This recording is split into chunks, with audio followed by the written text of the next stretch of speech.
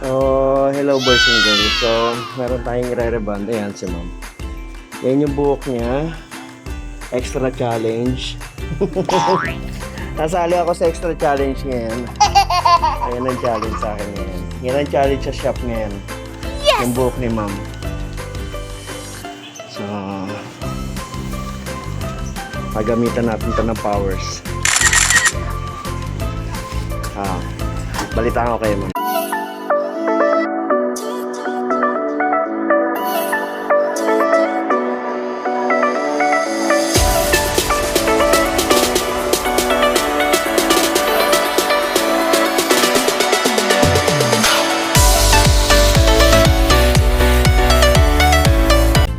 Good morning boys and girls. Samahan niyo ako ngayong araw dahil hindi tayo magpapalipot ng kalapate at hindi rin tayo magluluto ng dinakdakan o kaya ng dinugan. Ang gagawin natin ngayon ay may client tayo dito sa may shop. Ayan, yes! Papariban si ma'am. Yan ang texture ng buhok niya. Makapal. Grabe, makapal yan. Tapos talagang buhagag siya. Nagpariban na siya dati. Ayan, may kulay ang buhok niya sa dulo. So dito makapaisip ka na kung hindi ka masyadong pabilat dito sa trabaho na to. Pero kaya natin yan kasi pamilyar naman tayo dito sa gagawin natin. Wow. At saka matagal na natin ginagawa. Gawin na natin. So ito, fast forward tayo. Yan, ina-applyan ko na siya ng gamot at pang-reband. So kailangan application ng dapat sakto. Dapat hindi siya ganun kadami, hindi siya ganun kakonti.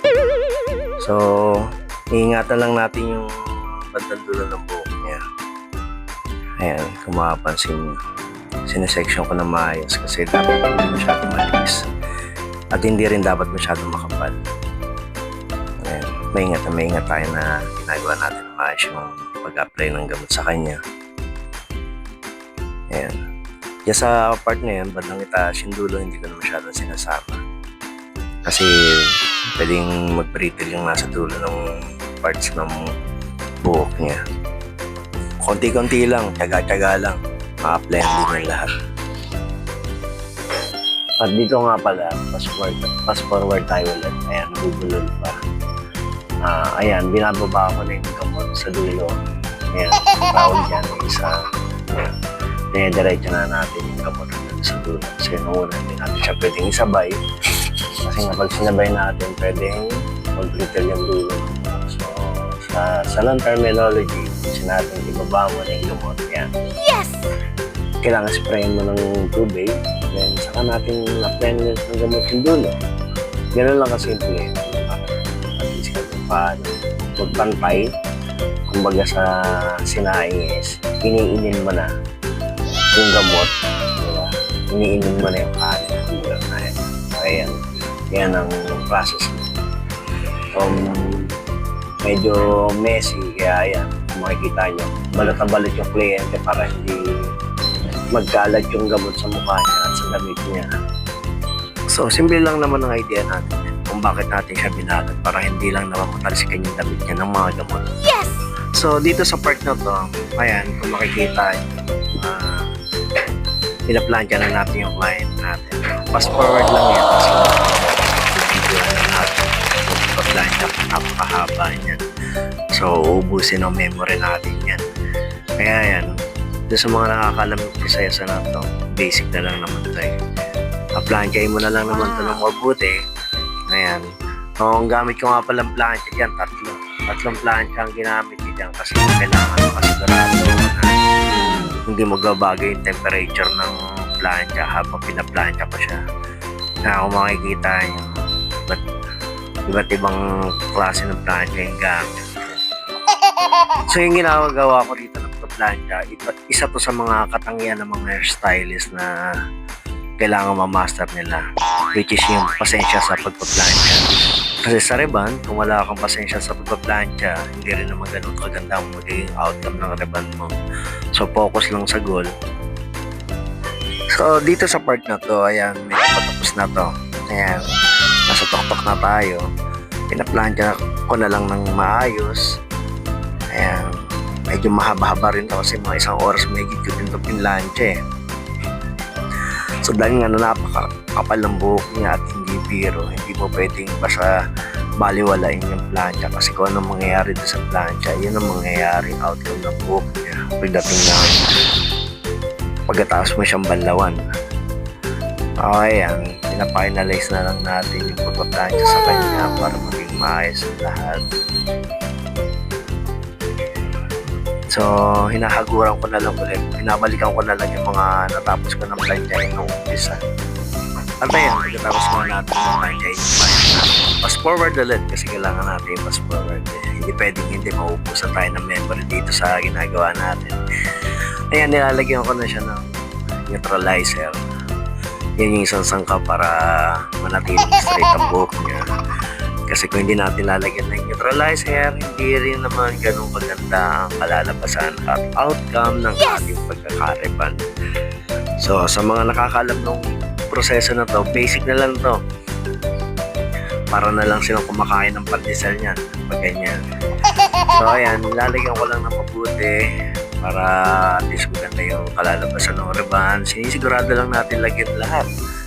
So, race application ang ginagawa ko dyan, hindi ko tinitipid sa gamot kasi kahit kailan hindi ako nagtitipid ng gamot para sa buhok ng kliyente. Kailangan nating ibigay ang dami ng gamot na kailangan ng buhok niya. So, dito sa part na to, ayan kung makikita, natutuyo na natin siya, nabanlawan na natin siya, ayan. Ayan ang itsura ng buhok niya ngayon. So, kanina napakabuwaghag niyan at napakakapal. So makikita niyo na may resulta, talagang numipis siya. Kung kanina napakakulot niya, ngayon talagang makikita niyo na bagsak, straight yung buhok. So yun yung mga katangian na kailangan natin magawa kapag ginagawa natin yung rebad, yung buong proseso niya. Kailangan mahaba ang pasensya niyo. Kailangan hindi siya talaga mapabayaan mula dun sa application ng gamot hanggang dun sa pagplancha. At kung mapapansin nyo, kita naman diba sa mukha ng kliyente natin na satisfied siya sa ginawa natin sa buhok niya kahit na inabot na tayo ng gabi dyan. So bago ang lahat, shoutout muna tayo. Nandito na tayo sa ating shoutout portion. Shoutout sa tropang tingaling dyan sa may Golden Hills, Antipolo City, Barangay San Roque. Lalo-lalo na sa may Sumulong Memorial High School, batch 98, Port Newton. Mga kabatch ko, kamusta na kayo? Shoutout din kila Marlon Banaag, Toto Comang, Toto Dais, Bernard Velan, Boc Barbers, RJ Mags, Alvin Sayat, Emmet Gulay, Terry Vlog, Epi Rosero, Marian David, Pricio Esparagosa, Macmac Francisco, Michael Sanchez, Eman Sanchez, Shane Sanchez, Elvira Esparagosa, Elena Castro. At shoutout din kay Eric Cedeño, Danlena Tanya, Tolodos, Julius Esparagosa, Agi Tendero, Jessica Nadero, Jessie Milo Tenedero, Paul Nicolas Belles, Jobert Amina Maga, kay Rayson Alano, Baby Sandir Vlog, De Guzman Rose Nalin, Mrs. G, Reggie Garcia Vlog, Alfredo Apolinar, Kuya Emmet, Salomin Dinsky, Ansali Cleto, Daot Tots. At yan ang resulta ng ating reban yan, yung ating extra challenge na reban. So kanina napakapal niya ng buhok niya, ngayon napakanipis na. So makikita niya naman sa itsura ng client natin, masaya siya. So please like, share, and subscribe.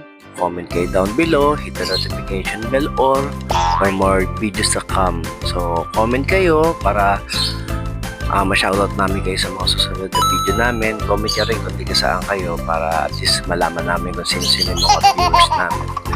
So paano boys and girls? Bye-bye! See you on my next video!